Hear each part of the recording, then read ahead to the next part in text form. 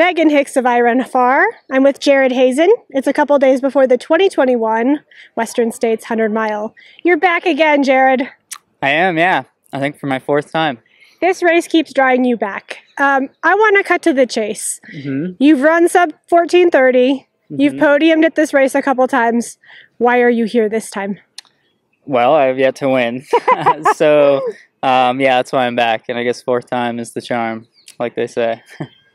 You've done pretty well at this race for yourself a couple of times. It's hard to run a perfect 100-mile race.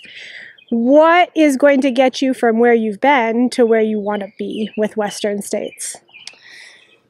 I don't think I'm going to run a perfect 100-mile race. I don't really count on that. I would say, so I've run the race three times, and every time I feel like I've had a good race, and I'm proud of the races I've had. I think I've tried to prepare better to try to kind of bump from second like I was 2 years ago to being able to really contend for the win. So it's a combination of the pandemic and not a lot of races happening, but also really wanting to kind of put all my chips here at Western States is kind of took a long-term approach to this race this year and started getting things underway in late February with my preparations, and so that gave me lots and lots of time to make sure I got everything done. So. Yeah, February to the end of June is quite the training block. Yeah, and at least on paper or on Strava paper, it kind of looked textbook.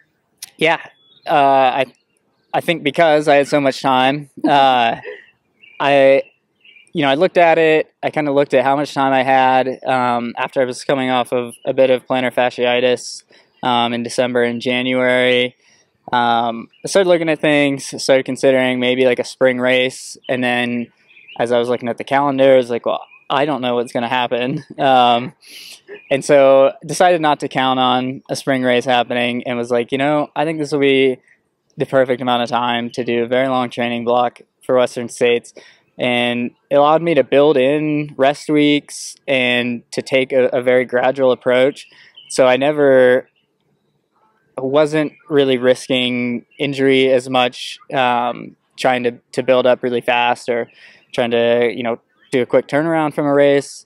So it ended up being very close to how I drew it out at the end of February when I was writing everything down, which is great and partially lucky as well. But yeah, it's been a very, very good training block, so I'm excited. Now you live in Flagstaff, and so you have the hills around there to train on once it's not winter, but you also have the Grand Canyon at your disposal, which is pretty amazing Western States training grounds. What have you been doing, around home for your training? Yeah, the training in the Grand Canyon is something I do about once a week. I occasionally do it twice a week, but one of my, I kind of started earlier in the training block doing a lot of 21-mile runs in there, so just running down to the river, up, and then back along the rim. And then as I started getting into late April and May, I started doing a 30-mile route, starting at the South Kaibab Trailhead and running out to Cottonwood Campground and back. And I think I did that 30-mile run like 5 different times. Wow. And it's great because it is so much like Western States, because when you're in the canyon, you have access to drinking water. You have access to like the Colorado River and Bright Angel Creek on hot days to cool off. It's really good simulation, and it's great practice to be down there when it's really hot and kind of not feeling so good, and then knowing that you can get in the creek, cool off, and just feeling that and being like, okay, I'm fine, like I'm just hot, and I had a lot of difficult days down there where I'd run out to Cottonwood and get back to the Colorado River and have the 5,000-foot climb, kind of back up to the South Rim, and there were just days where I was running out to Cottonwood and was like, I feel so bad today. How am I going to get out of here? So it's really good practice to just be like, well, you got to start feeling a little bit better by the time we start this climb, and trying to figure out ways to do that. So great 100-mile simulation.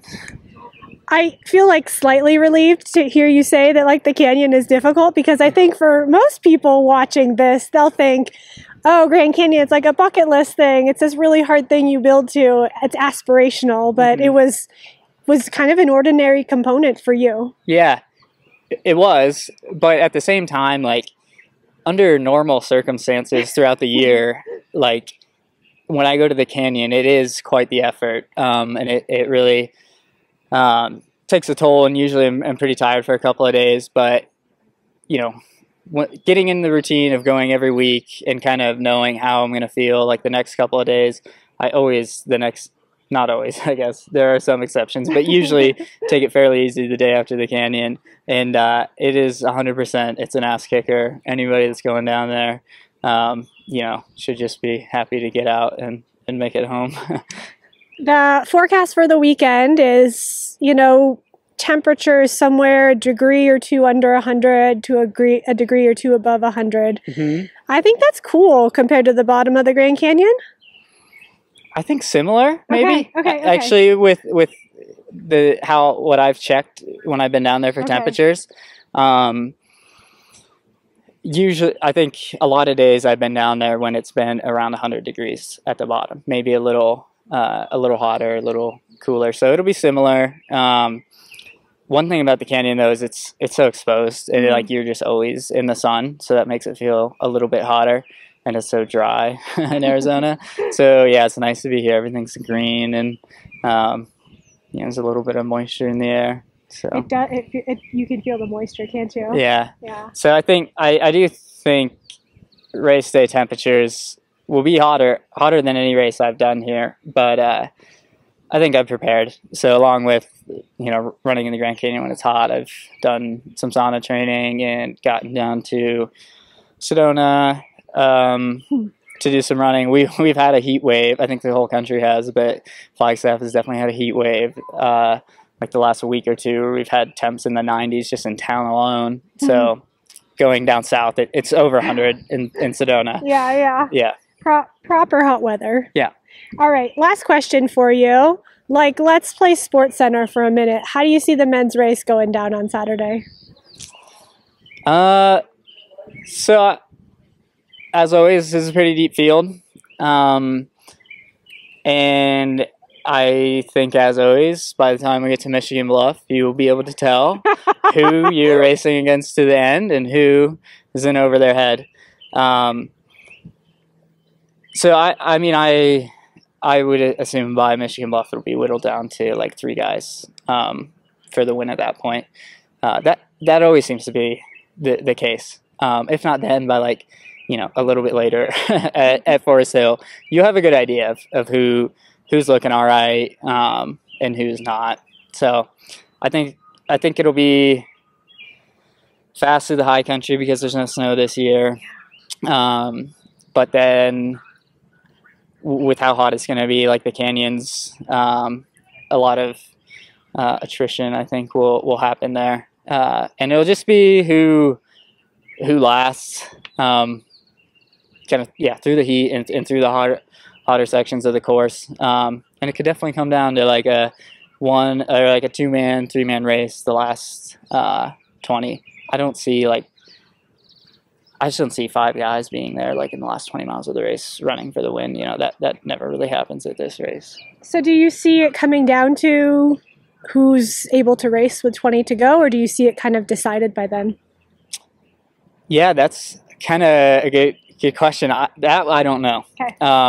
I could see it going both ways. I could see a really tight race between 2 guys, like hopefully myself included, you know, like, excuse me, I would like to be there. Yeah. In the last like 20 miles racing, like digging out and it being a slim margin at the end, or it could be blown out by then, and you know, it could be a big margin of victory. So I guess we'll find out on Saturday.